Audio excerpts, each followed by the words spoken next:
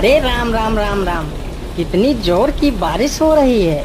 2 दिनों से यह बारिश तो रुकने का नाम ही नहीं ले रही है। मुझे लगता है अब जल्दी ही मेरी छत से पानी टपकने लगेगा।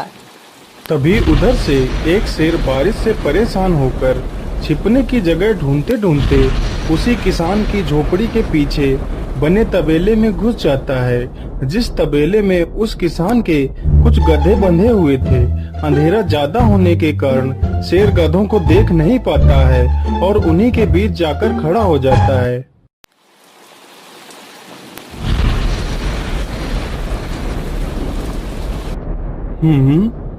यहाँ से तो किसी मनुष्य की आवाज आ रही है।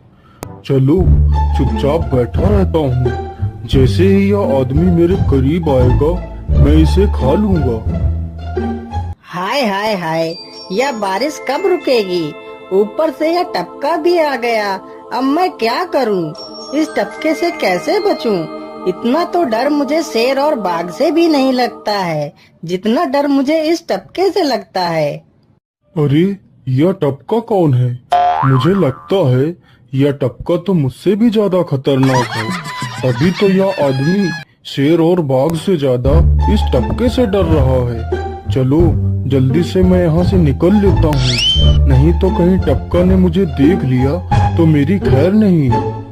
ओहो, अब मैं इस टपका से कैसे बचूं? चलो जल्दी से मैं अपनी मौसी के घर चला जाता हूँ।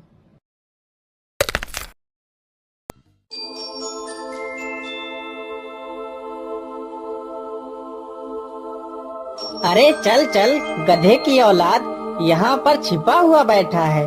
अरे चल जल्दी। अरे ये क्या, जिसका डर था वही हुआ। यह टपका तो मुझ पर हावी हो गया।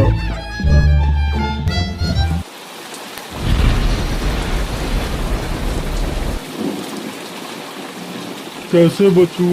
कैसे बचूं? इस टपका से मैं कैसे बचूं? हे भगवान मेरी सहायता करो, मुझे इस टपका से बचाओ। मैं आज के बाद किसी प्राणी को नहीं मारूंगा, मैं मांसाहार छोड़ के शाकाहारी बन जाऊंगा। भगवान मेरी रक्षा करो। शेर को दौड़ते दौड़ते रात से सुबह हो जाती है।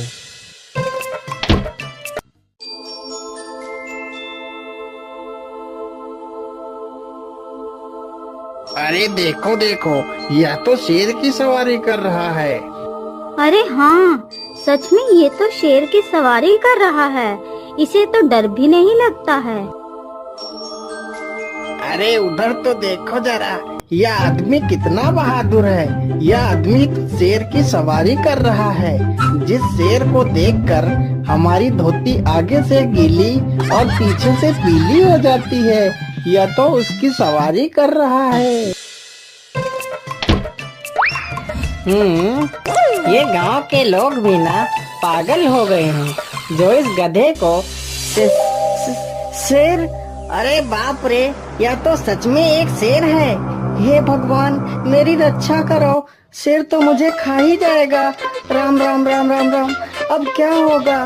इस शेर से कैसे बचूं? अरे यह तो एक बरगद का पेड़ है। यही अच्छा मौका है, जल्दी से इस बरगद की जड़ पकड़कर ऊपर चढ़ जाता हूँ।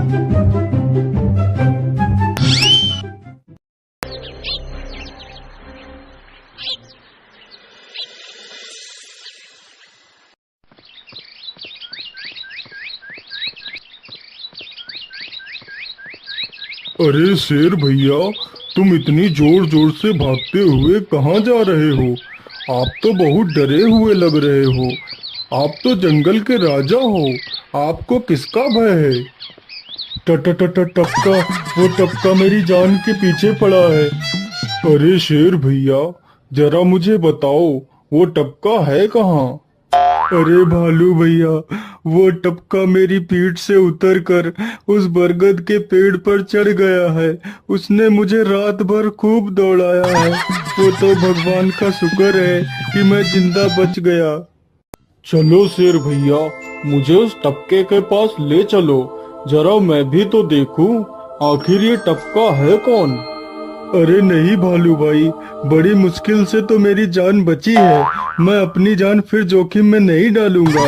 तुम्हें जाना है तो जाओ। अच्छा अच्छा, ठीक है शेर भाई, तुम यहीं रुको। मैं अभी बरगद के पेड़ पर देखकर आता हूँ। आखिर ये टपका है कौन? जाओ जाओ बच्चू, जब वो टपका तुम्हारे ऊपर हावी होगा तो पता चलेगा।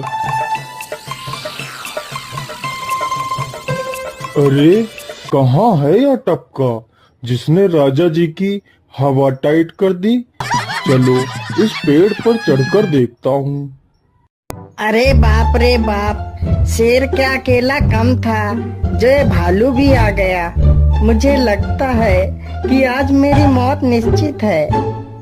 भालू पेड़ पर उल्टा होकर चढ़ने लगता है। तभी किसान और तेज से कांपने लगता है।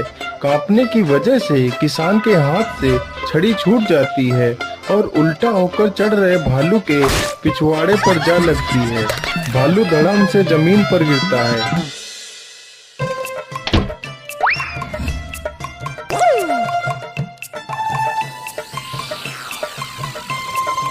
मुझे लगता है अब शेर और भालू दोनों भाग गए हैं। चलो अब जल्दी से यहाँ से निकल लेता हूँ। सारे राज्य में यह बात फैल गई कि हरिया किसान बहुत ही बहादुर है और वह शेर की सवारी कर लेता है।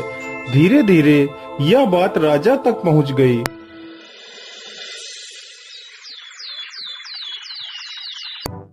महाराज, क्यों न हम पड़ोस के गांव से हरिया किसान को बुलवा लेते हैं। वह बहुत ही बहादुर है। उसके बहादुरी के चर्चे तो पूरे राज्य में हैं। मुझे पूरा विश्वास है वह इस काम को जरूर कर सकता है। वह इस दुष्ट शेर को जरूर पकड़ लेगा। सैनिकों, हरिया किसान को आदर पूर्वक हमारे दरबार में पेश किया जाए। महाराज, आपने हमें याद किया। बताइए क्या बात है। मालिक, हमसे कोई भूल हो गई क्या मालिक? नहीं नहीं हरिया, तुमसे कोई गलती नहीं हुई है। यह कुछ लोग पड़ोस के गांव से आए हैं। इनका कहना है कि इनके गांव में कोई दुष्ट शेर आ गया है जो इनके पशुओं को उठाकर ले जाता है और उन्हें मारकर खा जाता है। हमने तुम्हारी बहादुरी के बहुत सारे किस्से सुने हैं। तुम बहुत ही बहादुर हो, इसलिए मैं तुम्हें उस शेर को पकड़ने की ये जिम्मेदारी सौंपता हूँ। अरे बाप रे बाप, उस बार तो मैं शेर के हाथों बच गया था, लेकिन इस बार मैं नहीं बचूंगा। अगर मैंने महाराज को सच सच बता दिया तो झूठ बोलने के जुर्म में मुझे फांसी पर ही चढ़ा देंगे। अरे हरिया, तुम मन ही मन क्या बड़बड़ा रहे हो? कुछ नहीं महाराज, कुछ नहीं। मैं सोच रहा था कि मैं शेर को कैसे पकड़ूं। ये लो हरिया, कुछ स्वर्ण मुद्राएं रख लो, ये तुम्हारे काम आएंगी। क्या करूं, कैसे पकड़ूं उस शेर को? ये महाराज ने भी मुझे कैसी दुविधा में डाल दिया है। क्या करूं, क्या करूं? हाँ, मिल गया। फिर हरिया बाजार से एक रस्सी और एक जाल तथा एक बकरी खरीद कर लाता है। चलो जल्दी से, मैं यहाँ पर एक गड्ढा खोद देता हूँ।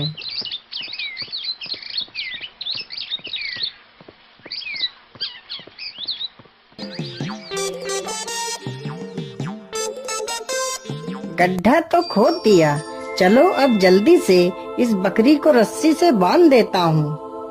हरिया ने बकरी को रस्सी से बांधकर गड्ढे में खड़ा कर दिया और जाल को लेकर पेड़ की डाल पर बैठ जाता है। थोड़ी ही देर बाद जब बकरी को भूख लगती है तो वह चिल्लाने लगती है। अरे, यह तो बकरी के चिल्लाने की आवाज है, लेकिन यह आवाज आ कहां से रही है? आसपास तो कोई नहीं दिख रहा है। मुझे लगता है यह आवाज उस पेड़ के पास से आ रही है। चलो चलकर देखता हूँ।